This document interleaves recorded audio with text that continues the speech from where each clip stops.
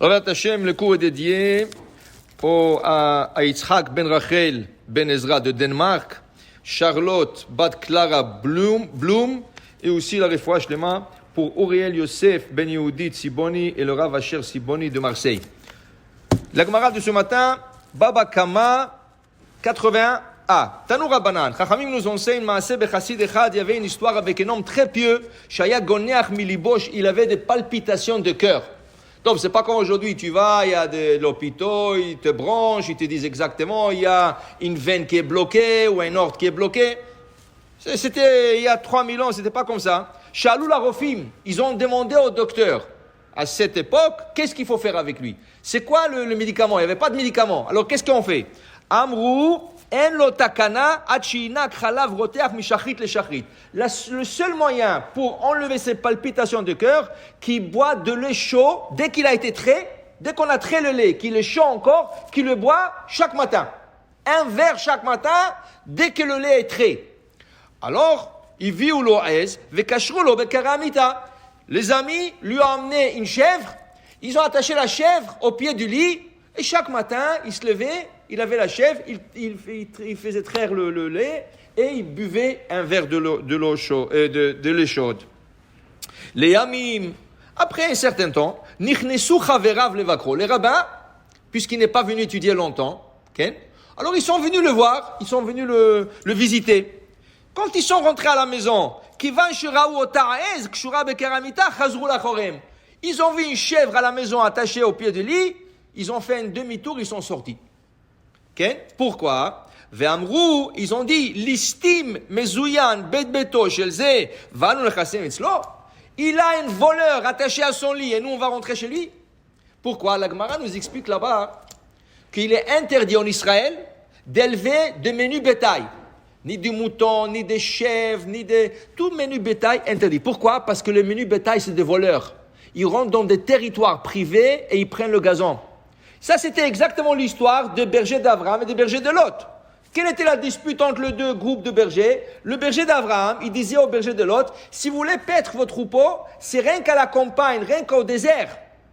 Et eux, ils rentraient dans la ville et ils mangeaient le gazon de territoires privés. Okay? Même mon cher Rabbeinu, c'est écrit dans la Torah qu'il a fait paître le troupeau d'Yitro à Har Hamidbar, dans le désert, mais pas dans la ville, pas en entourage de la ville. Et de là, c'est sorti que la halakha est interdit en Israël d'avoir des menus bétail, élever des menus bétail, chèvres, moutons, toutes choses comme ça. Donc, Yashvu vebatku, les Chachamim, ils ont commencé à examiner le dossier de ce Hassid, okay? Velo matsoubo ella avon otoaez. Imaginez-vous aucune faute dans sa vie. Il a jamais fait une faute de sa vie, ce Hassid. La seule faute qu'il a fait, c'est cette chèvre qui a été attachée à son pied de son lit. Ve'afou, et même lui-même, Amar bishat mitato, il disait au moment qu'il était mourant, Yodeani shen biavon. Je sais que je n'ai jamais fait une faute dans ma vie. Ken, chutz moto avon shel otoaez, sauf le péché d'avoir cette chèvre à la maison en Israël, ken, attaché au pied du lit. Donc, sur le même ordre d'idée, Tanou Rabbanan, Chachamim nous enseigne, Lo egadel adam et kelev. On n'a pas le droit d'élever un chien. Ela imken kashur bashalshelet, à moins qu'il est attaché à une chaîne. Il faut attacher un chien à une chaîne. Okay? Et la Gemara nous dit que Rabbi Eliezer Agadol Omer, am gadel klavim kim gadel chazirim. C'est tellement grave d'élever un chien à la maison, c'est comme élever un porc. Alors, Agmara dit, c'est quoi la différence? Chien, porc, tous les deux sont pas cachés. Il dit non. Parce que pour le porc, il y avait déjà une malédiction de Chachamim, le mekam ala be'arour. Chachamim, ils ont maudit celui qui élève des porcs. Okay? Regardez en Égypte, quand il y avait de la famine, et Yosef était le roi, c'est écrit dans la Torah que quand les Égyptiens n'avaient plus d'argent, ils sont venus lui vendre ses biens personnels. Au début, ils vendaient leurs champs. Après, ils ont vendu leurs chevaux. Après, ils ont vendu le troupeau. Okay? Et après, ils sont vendus eux-mêmes comme esclaves. Mais ce n'est pas écrit qu'ils ont vendu leur porc. Okay? Leur porc, ils n'ont pas vendu. Et la Mishnah nous enseigne, dans Masechet Sota, la Mishnah nous enseigne qu'à l'époque de Yosef, le pays numéro un d'élevage de porc, c'était l'Égypte. Comment ça se fait que la Torah ne dit pas que Yosef il a acheté le porc de ces Égyptiens, justement, il ne voulait pas. Quand il venait lui offrir des porcs, il dit ça, je ne prends pas. Tu peux me donner ton cheval, ton âne, j'achète. Tu peux me donner tes brebis, j'achète. Ta maison, j'achète. Toi, comme esclave, j'achète. Des porcs, je n'achète pas. Okay? Pourquoi? Arour, maudit celui qui élève des porcs. Alors il te dit, Rabbi Eliezer Agadol, élever un chien, c'est comme élever un porc. Arour. Okay? Alors il faut comprendre. Dit la Gemara, ça dépend aussi quelle situation. Amarav Yosef bar Manio, mais Amarav Nachman, Bavel qui reste mouchan à Sfardami. Si quelqu'un habite dans le territoire occupé, en Israël, il y a des terroristes qui veulent le soir rentrer et tout ça, Ken, il a besoin d'un chien. Ça, c'est permis. Mais, la Gemara dit qu'il doit l'attacher en journée et le soir, il le lâche. Il lâche le chien pour qu'il fasse sa patrouille, pour qu'il tourne, pour qu'il surveille, qu'il protège. Ken. Mais comme ça, dans la maison privée ou dans la ville, il ne faut pas avoir de chien. Pourquoi? Et la Gemara nous explique pourquoi. La Gemara nous dit que, imaginez-vous, il y a une femme enceinte.